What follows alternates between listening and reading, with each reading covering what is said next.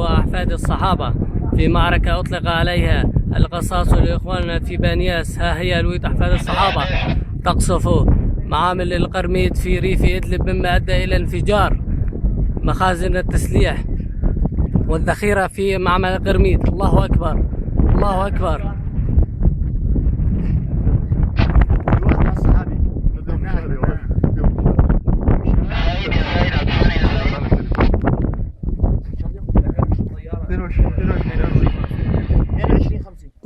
اثنين وعشرين خمسة 2013 انفجار مخازن الذخيرة في معمل القرميد.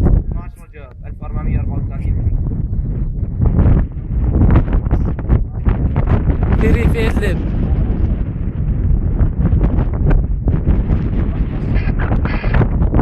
عندك موضوع التصوير؟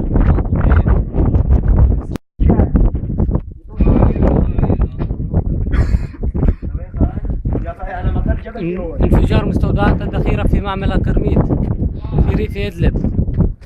ألوية صقور الشامي وأحفاد الصحابة 22/5/2013 في معركة أطلق عليها قصاص لأهلنا في بانياس في ريف إدلب.